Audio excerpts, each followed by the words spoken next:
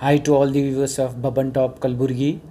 जैसे कि आप लोगों को पता है कि महाराष्ट्र से ट्रेनें गुलबर्गा में आ रही है और बसेस भी आ चुके हैं और बहुत सारे जो लोग और मज़दूर फंस गए थे महाराष्ट्र से वो गुलबर्गा पहुंच गए हैं।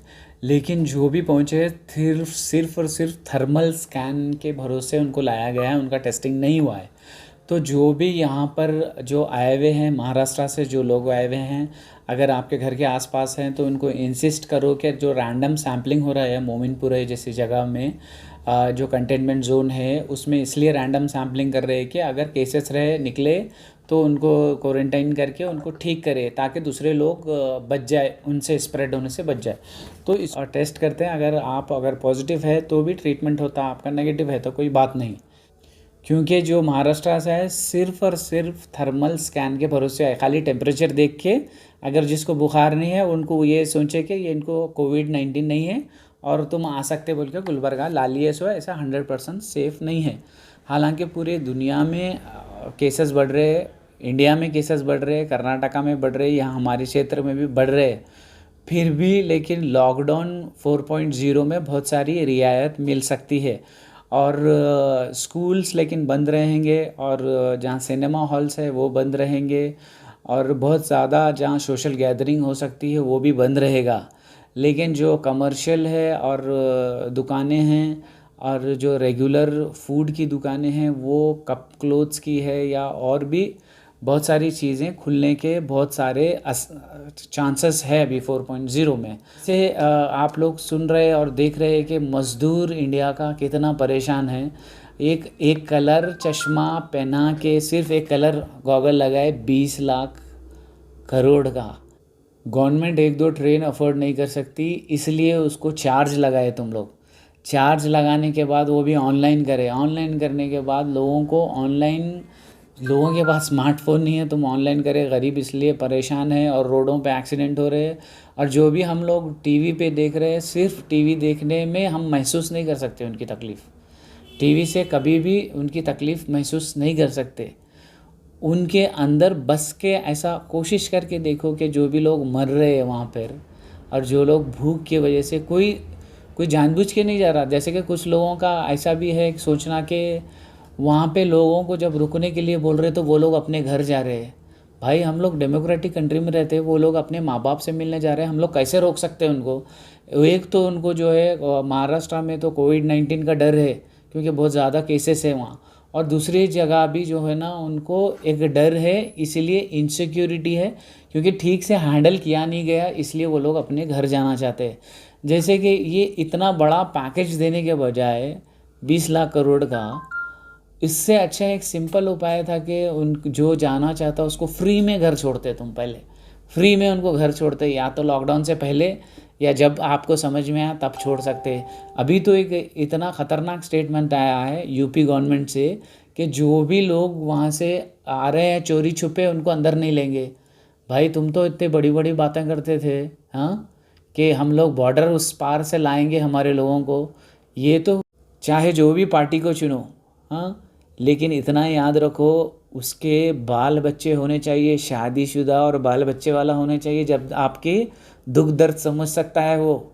अगर उसके बाल बच्चे नहीं है, अगर शादीशुदा आदमी नहीं है वो और पढ़ा लिखा नहीं है वो, तो वो के लायक ही नहीं है। तो मैं चाहता हूँ कि हम Indian as a educated Indian, हमारी रिक्वेस्ट है कि अब नेक्स्ट टाइम कभी भी इलेक्शन हो तो उसका उसका सबसे पहले उसका क्राइटेरिया रहना उसका एजुकेशन। नेक्स्ट ये क्राइटेरिया रखो कि वो शादीशुदा बच्चे वाला आदमी है कि नहीं। अगर शादीशुदा बच्चे वाला है तो ही रोड पे मरने वाले बच्चों को बचा सकता है वो, नहीं तो वो रोड पे मरने वाले बच्चे औरतें उसको दिखाई नहीं देंगे। ये इंडिया के स्टेट के बॉर्डर से तुम अपने लोगों को पहचान रहे नहीं थे, ये तो अच्छा हुआ तुम देश के उस पार से जब लोगों को लाने वाले थे, वो लोग किस भरोसे से इंडिया आ सकते थे।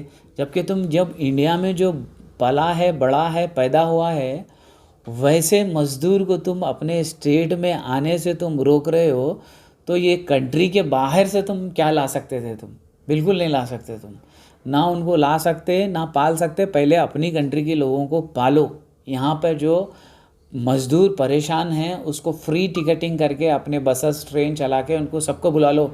अभी बहुत सारे लोग हैं एक अमूमन आंकड़ा है कि 4 करोड़ लोग हैं जो मज़दूर हैं इंडिया में, जो माइग्रेट होना चाहते हैं।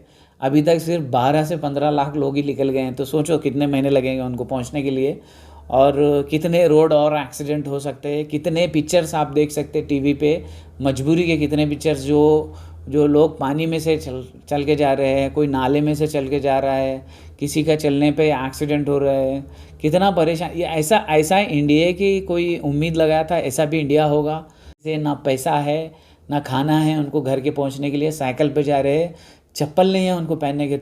तुम्हारे पास एक चप्पल तुम नहीं पहना सकते और बातें करते 20 लाख करोड़ की हैं। इतना मतलब कितना बेवकूफ़ बनेंगे, और हम लोग कितना बेवकूफ़ बनेंगे, कितना बनाओगे। और मुझे लगता है कि इस बार जो जिस तरीके से आप लोगों ने गवर्नमेंट ने हैंडल किया है, शायद लोगों के बहुत सारे लोगों के आँख खुल गए कि ये गवर्नमेंट किसी की नहीं है। ये सिर्फ एक चश्मा पहना के दिखाती है, ये ज़ात का ये है, ये ज़ात का ये है। अभी जो चल के जा रहे हैं उनकी ज़ात नहीं दिख रही। दिल्ली में तुम लोग पैंट खोल के देख रहे हो तो लोगों की ज़ात क्या है, अभी देखो किसकी ज़ात क्या है, दिख नहीं रहा है अभी। ज़ात किसकी है मालूम है?